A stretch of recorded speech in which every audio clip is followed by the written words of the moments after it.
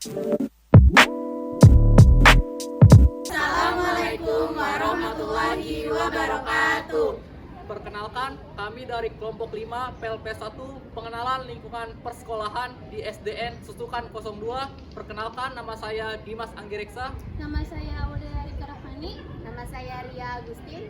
Nama saya Rahmi Rahmalia. Nama saya Resi Azariudi Fartanti. Nama saya Vina Nesa Hasana. Nama saya Adinda Husnul Khotimah. Nama saya Afina Azmi. Nama saya Safitri Purnamasi. Nama saya Devina Putri Haryanto.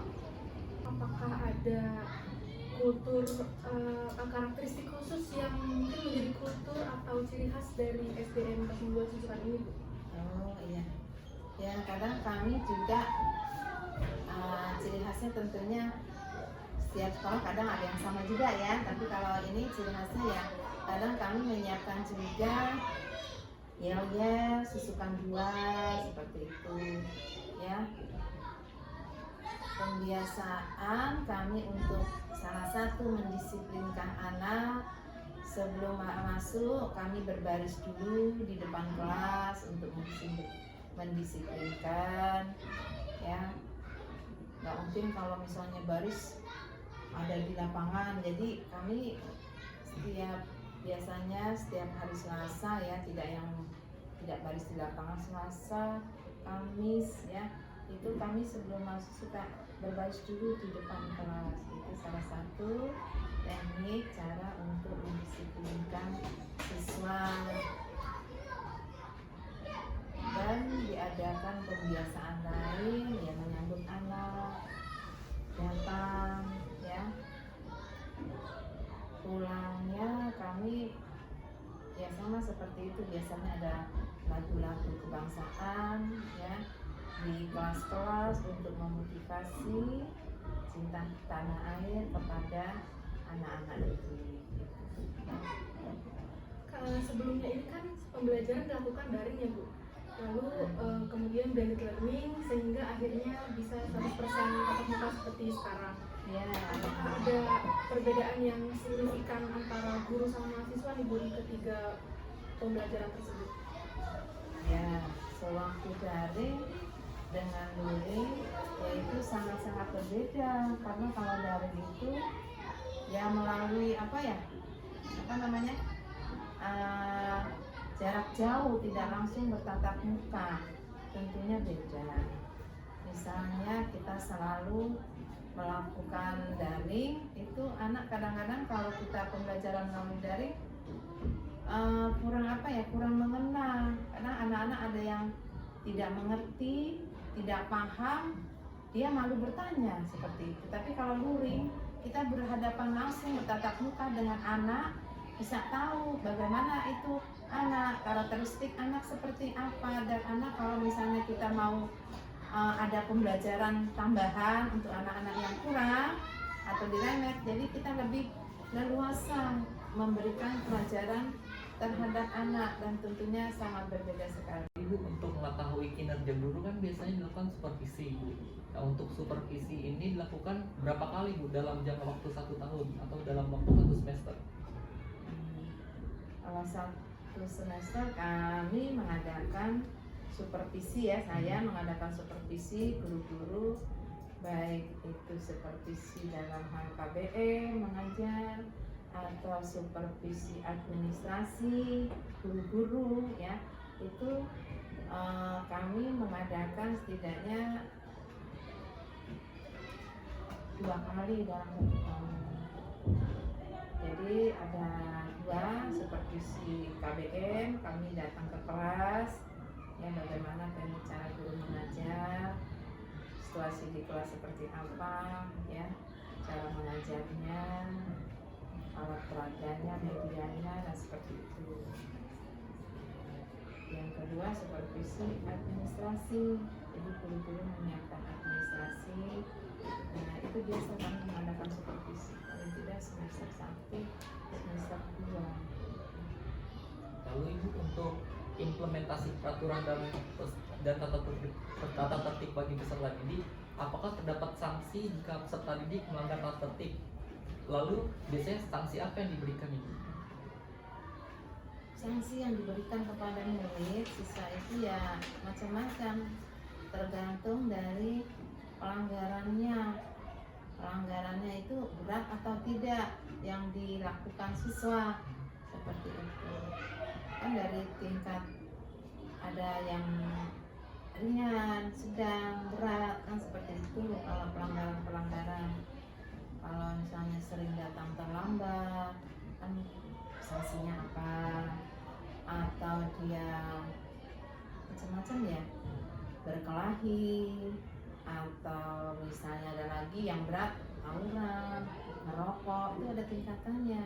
Kalau misalnya merokok, tawuran, atau dia berulang-ulang dibuat pelanggaran berat, ya KJP-nya bisa tidak dapat, kan seperti itu. Atau pelanggaran berat bisa saja dikeluarkan dari sekolah kalau dia melanggar berkali-kali, ya pelanggaran berat istilahnya seperti itu. Kalau pelanggaran ringan ya cukup anak ditegur, kan macam-macam tekniknya dulu ya. Kalau dia tingkat itu sudah bisa teratasi, sudah bisa berubah, nanti akan diberikan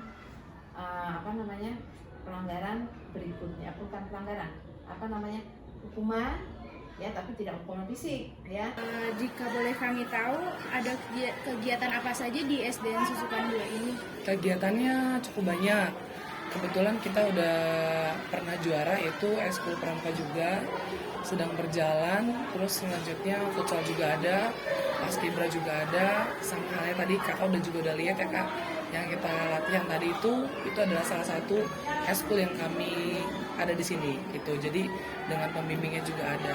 Gitu. Untuk pembiasaan siswa sebelum masuk kelas itu ada pembiasaan atau kegiatan sebelum masuk pembelajaran? Ada, di kelas saya ada, dan itu nggak pernah absen ya. Malah justru kadang kalau kita udah nggak menyiapkan laptop atau alat peraga itu mereka selalu mengingatkan. Pembiasaan saya sendiri tuh biasanya di kelas 5B lagu wajib, lagu daerah, terus yang terakhir saya selalu finishingnya senam otak gitu. Fungsinya itu senam otak itu biar anak-anak tuh tambah konsentrasi gitu kan. Jadi kalau misalnya nggak ada senam otak itu mereka tuh merasa tegang belajarnya gitu kan. Pertanyaan yang kedua, apakah sering dilakukan rapat dengan guru-guru? Lalu berapa kali ya Bu untuk rapat dalam satu semester itu? Kalau untuk rapat kami sering gitu. Jadi biasanya diamanakan H-2, H-3 itu selalu ada rapat. Himbauannya jadi biasa itu kurang lebih dalam 1 bulan bahkan 6 gitu. Jadi kalau terkhusus kalau ada masalah, kebetulan sekolah kita kemarin ada masalah tawuran, jadi itu selalu ada untuk klimaksnya kita bikin ada rapat kecil sama ibu untuk menindaklanjuti untuk anak-anak yang bermasalah itu yang kemarin. Selanjutnya, apakah kepala sekolah sudah melakukan supervisi? Supervisi puji Tuhan udah setiap 1 semester. Berarti dilakukan setiap 1 semester ya, kepala betul, kepala sekolah. Nanti ada event berikutnya kita sama pengawas juga. Ya, baik Ibu. Dalam mengembangkan peserta didik, apakah peserta didik mendapatkan bimbingan konseling? Dan bagaimana cara Ibu menggali potensi peserta didik tersebut? Cara menggali potensi diri untuk anak, saya menggunakan cara observasi. Observasinya itu saya melihat kemampuan anak ini untuk mendapatkan pembelajaran itu dengan cara apa? Contohnya seperti banyak di kelas saya itu dengan audio atau dengan bernyanyi dia cepat tanggap. Gitu. Nah, selanjutnya, apakah sekolah ini mengadakan kegiatan di luar sekolah seperti study tour? Lalu biasanya kegiatan tersebut dilakukan di kelas berapa ya? Di kelas tinggi atau di kelas rendah? Untuk study tour saat ini belum ada. Semester ini, insya Allah nanti semester 2 akan diajukan study tour. Study tournya belum tahu sesuai dengan mata pelajarannya. Kalau kelas, semua kelas? Semua kelas, insya Allah. Apa sih itu kegiatan positif yang dilakukan di sekolah ini? Kegiatan positifnya itu banyak ya kak, dari segi anak-anak terutama. Nah setiap hari, kayak yang kakak bisa lihat juga kan, setiap hari Jumat kita akan selalu mengajak anak-anak untuk bimbingan rohani bersama di lapangan seperti tadi ya kak. Terus positif seperti ekstrakurikuler kayak pramuka, qosidah, marawis. Terus habis itu dengan kegiatan futsal, paskibra dan lain sebagainya, seperti itu kegiatan positifnya. Untuk kegiatan positif tersebut itu apakah dilakukan secara rutin? Ya, rutin. Kita sudah punya jadwalnya ya Kak. Kalau untuk hari Senin itu kemungkinan jadwal kosong, lapangan kosong gitu ya Kak, paling dipakai untuk olahraga aja. Paling qasidah dimulai dari hari Kamis. Kamis setelah pulang sekolah, pramuka biasanya kita laksanakan di hari Sabtu karena kegiatan kita full ya Kak, dan kita 2 sekolah, jadinya lapangan pun juga kita bergantian seperti itu. Bagaimana sih cara mengatasi pihak sekolah atau gurunya sendiri dalam menghadapi masalah? Cara menghadapinya biasanya kita tuh ada evaluasi Kak, dari segi absen atau penilaian dari guru ekskulnya gitu kan.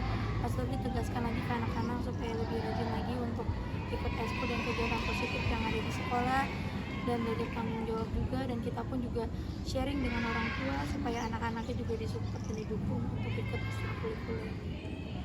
Pertama, bagaimana tujuan dari pembiasaan berakhlak di sekolah ini?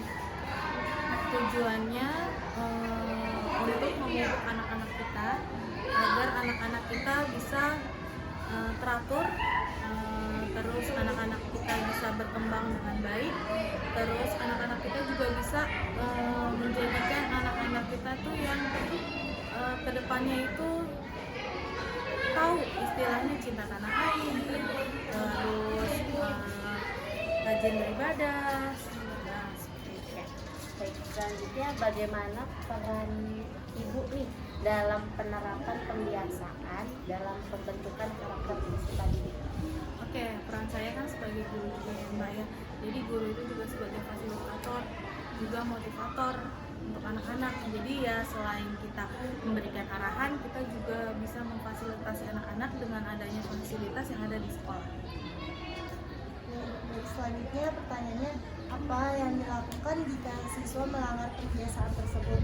Misalnya diberi sanksi atau bentuknya seperti apa? Dan siapa yang berwenang? Oke, di sini kan ada beberapa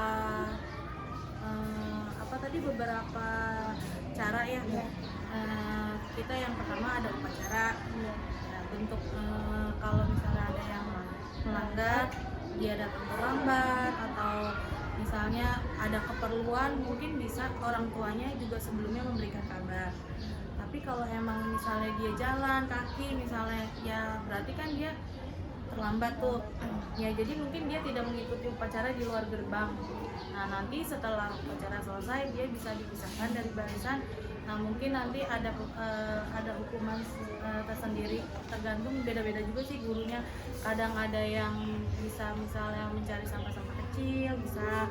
Terus kalau saya sih istilahnya bisa menyanyikan beberapa lagu wajib gitu.